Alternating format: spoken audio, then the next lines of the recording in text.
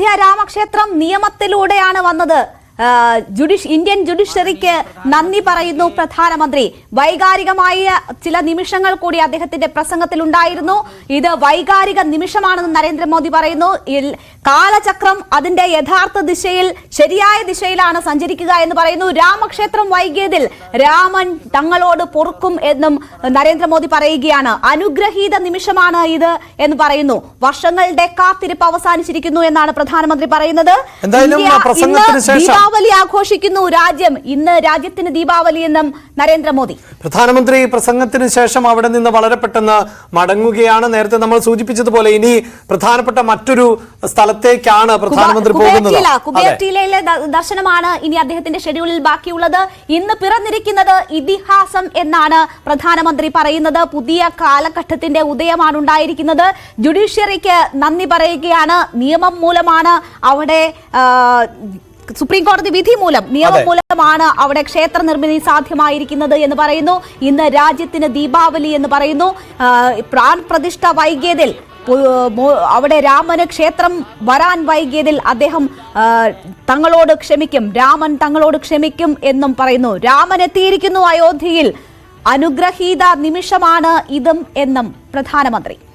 പ്രധാനമന്ത്രി വിശിഷ്ട അതിഥികളെ അടക്കം ഇപ്പോൾ നമസ്കരിക്കുന്നതിന്റെ ദൃശ്യങ്ങൾ ആണ് കാണുന്നത്. നേരത്തെ നമ്മൾ സൂചിപ്പിച്ചതുപോലെ ഈ പ്രാൺപ്രതിഷ്ഠ ചടങ്ങിന് എത്തുമ്പോൾ അദ്ദേഹം നേരെ ദേവാലയത്തിലേക്ക് പ്രവേശിക്കുകയായിരുന്നു ചെയ്തത്. അദ്ദേഹം പട്ടുപുടവയും അതോടൊപ്പം തന്നെ രജനീകാന്ത് ഉൾപ്പെടെയുള്ള ആളുകളാണ് മുൻനിരയിൽ തന്നെ ഇരിക്കുന്നത്. അവരെ ഓരോരുത്തരെയായി പ്രധാനമന്ത്രി വണങ്ങുന്നു. മുകേഷ് അംബാനിയെ വണങ്ങുന്നു പ്രധാനമന്ത്രി. യോഗി ആദിത്യനാഥ് അദ്ദേഹത്തെ അനുഗമിക്കുന്നുണ്ട്. യോഗിയും മോദിയും ചേർന്നുകൊണ്ടാണ് ഈ ഒരു ഉദ്യമം പൂർത്തിയാക്കിയത് എന്നാണ് ഉത്തർപ്രദേശിലെ വലിയൊരു വിഭാഗം ഹൈന്ദവ വിശ്വാസികളും അഭിപ്രായപ്പെടുന്നത്. അങ്ങനെ ഏറ്റവും പ്രധാന അമിതാഭ് ബച്ചൻ ഉൾപ്പെടെയുള്ളവരെ, അഭിഷേക് ബച്ചനും അമിതാഭ് ബച്ചനും ഈ ചടങ്ങിന് സാന്നിധ്യമായി എത്തിയിരുന്നു. അവരെ പ്രധാനമന്ത്രി വണങ്ങുന്നു. അങ്ങനെ ഈ പ്രധാനപ്പെട്ട എല്ലാ അതിഥികൾക്കും ഏറ്റവും മുൻനിരയിൽ ആയിരുന്നു ഇവർക്ക് സീറ്റ് നൽകിയിരുന്നത്. അവരെ എല്ലാവരെയും തന്നെ വണങ്ങി പ്രധാനമന്ത്രി മടങ്ങുകയാണ് അയോധ്യ ക്ഷേത്രത്തിൽ നിന്ന് എന്നാണ്. ഏതാണ്ട് അരമണിക്കൂറിനോളം അല്ലെങ്കിൽ അരമണിക്കൂറിലധികം നീണ്ട പ്രസംഗം തന്നെയായിരുന്നു. പക്ഷെ അതിൽ അദ്ദേഹം രാഷ്ട്രീയം ഒന്നും തന്നെ പറഞ്ഞില്ല എന്നുള്ളത് ആണ് ഏറ്റവും പ്രധാനപ്പെട്ടതായി അദ്ദേഹം കാണുന്നത്. ഇതൊരു പുതിയ തുടക്കമാണ്, ഒരു ഇതിഹാസമാണ് ഇവിടെ പിറക്കുന്നത് എന്നുള്ളതാണ്. വിശ്വമാനവികതയുടെ പ്രതിഷ്ഠയാണ് ഇവിടെ നടന്നിട്ടുള്ളത്. രാംലല്ലയിൽ നടന്നിട്ടുള്ളത് ഇന്ത്യയുടെ സംസ്കാരത്തിന്റെയും പൈതൃകത്തിന്റെയും വീണ്ടെടുക്കലിന്റെയും പ്രതിഷ്ഠയാണ് എന്ന് അദ്ദേഹം പറയുകയും ചെയ്യുന്നു. സന്യാസിപരന്മാരെ ഉൾപ്പെടെ അദ്ദേഹം ആശ്ലേഷിക്കുന്നത് നമുക്ക് ദൃശ്യങ്ങളിൽ കാണാൻ സാധിക്കുന്നു. അങ്ങനെ ഈ ചടങ്ങ്, പ്രാൺപ്രതിഷ്ഠ ചടങ്ങ് പൂർത്തിയായിരിക്കുകയാണ്. ഇനിയിപ്പോൾ അല്പസമയത്തിനകം മാധ്യമപ്രവർത്തകരെ അടക്കം ക്ഷേത്രത്തിലേക്ക് പ്രവേശിപ്പിച്ചേക്കും എന്നാണ് ഇപ്പോൾ നമുക്ക് രഞ്ജിത്ത് രാമചന്ദ്രനിൽ നിന്ന് ലഭിച്ചുകൊണ്ടിരിക്കുന്ന വിവരം. അങ്ങനെയെങ്കിൽ ആ ദൃശ്യങ്ങൾ നമുക്ക് പ്രേക്ഷകരുമായി തത്സമയം തന്നെ കാണിക്കാൻ സാധിക്കും. അതിന് നടപടിക്രമങ്ങൾ ഉണ്ട്. ശ്രീ രവിശങ്കറിനെ പോലെയുള്ള ആചാര്യന്മാർ ഇപ്പോൾ ഉണ്ട്. നിരവധി ആളുകൾ, ബാബ രാംദേവ് ഉൾപ്പെടെയുള്ള ആളുകൾ ഈ ചടങ്ങിന് എത്തിയിരുന്നു.